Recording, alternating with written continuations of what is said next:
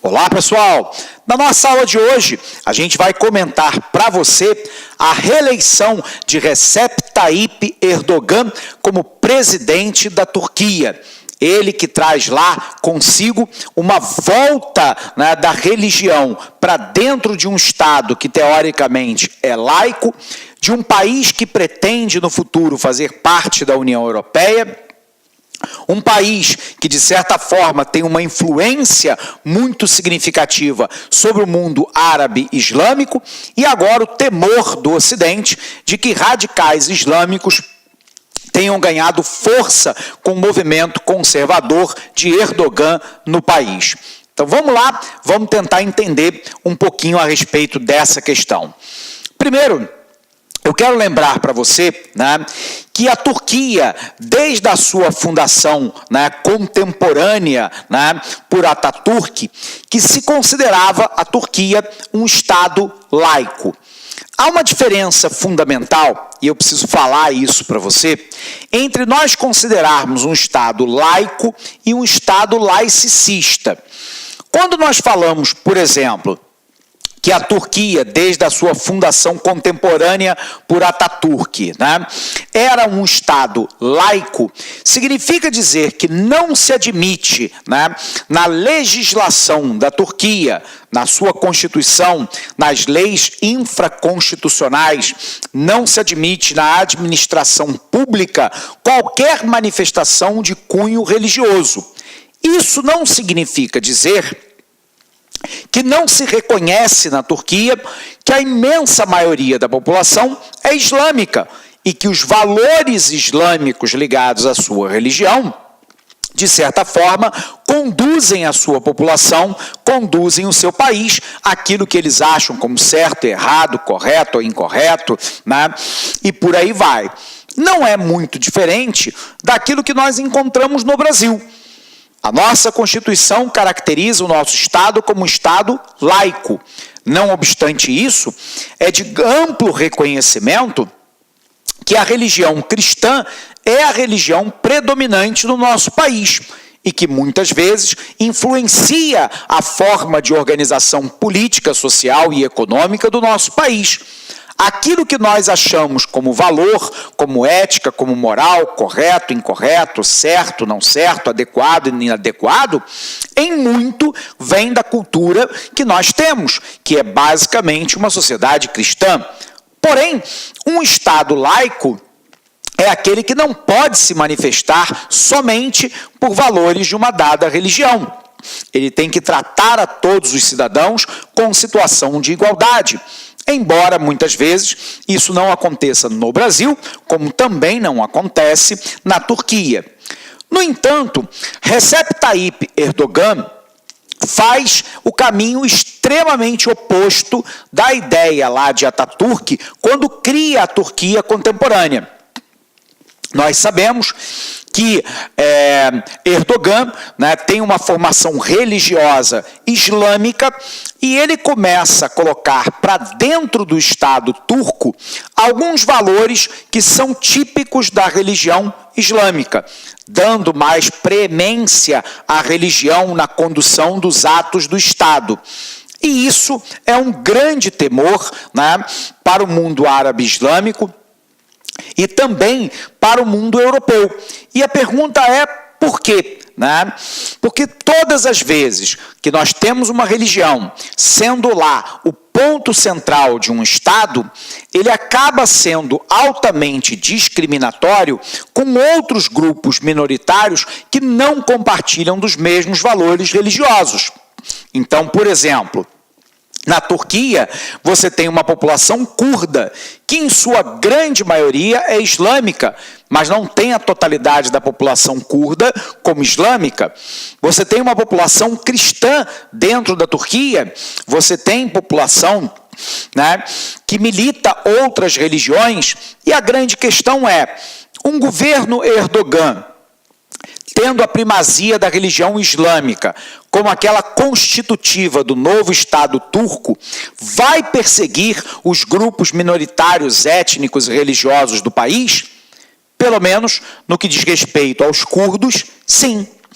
A Turquia vem implementando uma forte repressão contra a minoria curda em território turco.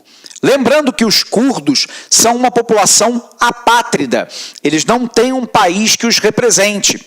Nesse sentido, os curdos queriam criar o Kurdistão na porção nordeste do Iraque. O problema é que eles reivindicam também, né, um percentual do território da Turquia. E a Turquia, obviamente, não quer abrir mão do seu território. Bom, a pergunta é: Erdogan se encaminha para um regime ditatorial? Até agora, não. Embora, né, ele venha perseguindo fortemente os grupos que são contrários ao seu governo. Em 2016, houve uma tentativa fracassada de um grupo de militares de dar um golpe de Estado contra Erdogan, alegando que ele estava transformando a Turquia num Estado islâmico. E é algo que a própria Constituição turca não prevê.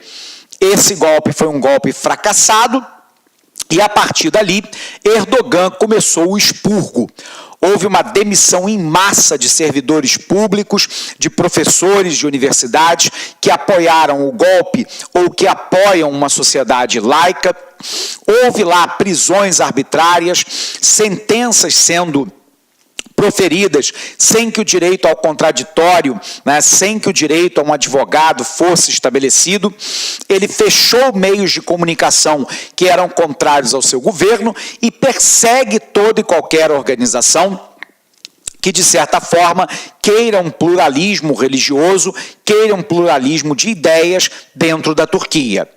Bom, por que essa atitude de Erdogan preocupa tanto?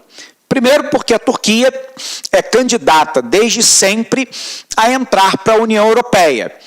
E a entrada possível numa União Europeia seria um rompimento de uma ideia europeia.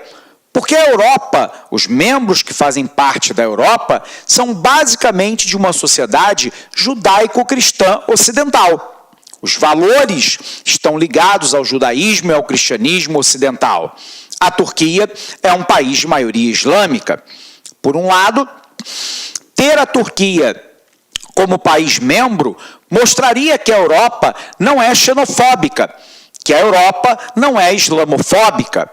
Por um outro lado, você teria um único país de maioria islâmica no meio de uma série de países de maioria judaico-cristã. Por um outro lado, a Turquia faz fronteira com o Irã e com o Iraque. O Iraque é um país conflagrado. Está em guerra desde a ocupação dos Estados Unidos em 2003. E o Irã é um país de maioria xiita, que vive um fundamentalismo religioso e que foi acusado pelos Estados Unidos e pela Europa de, em diversos momentos, patrocinar o terrorismo no Oriente Médio e grupos radicais, né, inclusive no território da Palestina, contra Israel. Então a Europa se faz uma pergunta fundamental: vale a pena ter a Turquia em unidade com a União Europeia, abrindo fronteira para com o Iraque, para com o Irã? A maioria dos europeus e dos países europeus dizem que não. A outra coisa é que a Turquia não teria muito que acrescentar em termos de riquezas ou de mercado consumidor para os produtos europeus. A Turquia não é um país rico em petróleo ou em qualquer outro mineral que, de alguma forma, interesse aos europeus. A gente sabe, né, que a Líbia, por exemplo, é rica em gás natural, que interessa aos europeus, mas a Turquia não. A Turquia não representa nenhum grande mercado consumidor para os produtos europeus. A Turquia não tem um histórico de direitos humanos respeitados. Pelo contrário, as prisões turcas são comparadas a prisões do período medieval dentro da Europa. E alguns países europeus, né, se opõem muito à forma como a democracia na Turquia está estabelecida. Erdogan conseguiu, de 2016 para cá, ampliar os seus poderes presidenciais, num regime quase que ditatorial. Ele comanda o país com apoio do parlamento, mas também comanda o país com apoio da população. A imensa maioria da população, embora nessas últimas eleições ele não tem... Olá, meus amigos, minhas amigas, sou o professor Luiz Antônio Carvalho e com muito prazer, muito orgulho, peço licença para vocês aí para apresentar o nosso módulo Nossa Isolada do professor Alex Mendes, né? O professor Alex Mendes, professor que dá lá concursos há 4 anos, nosso professor titular de atualidades.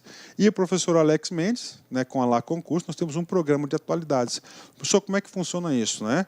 Rapaz, é todo mês, né? Todo mês, pelo menos uma vez ou 2 vezes por mês, o professor Alex Mendes separa todos aqueles assuntos importantes daquele mês que podem ser objeto de prova e faz e monta, elabora aulas de atualidades para você.